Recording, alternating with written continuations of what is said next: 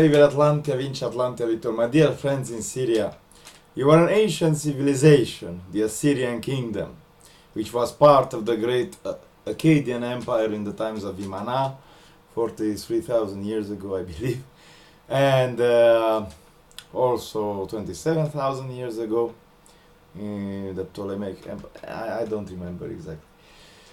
And you constantly invaded Phoenicia. Actually, you're a part. Doesn't matter. Who was a part of whom? The idea is that I believe you are going to be nuked by our great American friends. And I wish to explain to you our limited nuclear interaction with the United States of America. We had 43,000 nuclear warheads back in the times of Ceausescu. There were 2 nuclear wars. In 1973, I was born in Vieda. 3 nukes fell nearby the place where I was born. And in 1985, I was in Cluj and I saw 2 missiles coming from Turkey, from the southeast. One has landed and destroyed the military headquarters of the 4th Army, called Transylvania, which was 4 million men strong.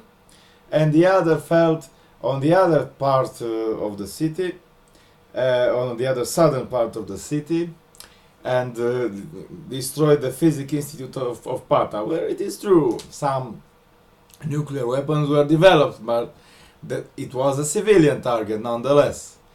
Very good friend of mine perished in the explosion. She was burned alive. A beautiful girl with blue eyes and long yellow hair, blonde hair. And her father was a dragon. He was the director of the institute. I was registered by my parents only in 1979 because the law only gave new apartments to the young couples who were married and had no children.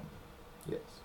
And I was born before my parents got married, you see. Both my parents were spies. My father worked in DIA, in the Army Intelligence. My mother worked in the SSSS, in the Security and Safety of State Service. Yeah, you see. And actually my mother wanted to have an abortion, but she was anyway, it doesn't matter. So there is now a huge pit where the Physics Institute now, so at Pata, now it is called Pata Rut. You can go there with the Röntgen apparatus and measure the radiations yourself. A lot of gypsies live there in the crater. It was a limited tactical nuclear exchange, as they call it. 3/4 of the city was rendered uninhabitable because we were living up hills and all the radiations went south, you see. And then the gypsies came and all the burned buses and the burned building, they sold everything and so on and so forth. And they also went into the deserted area and started to occupy all those buildings, you see. And it was, and also other nukes fell on Constanza. They destroyed the military headquarters of the army, and in Bucharest also the military headquarters and other institutes for science or for physics. Approximately half of the population of Romania was forced to relocate.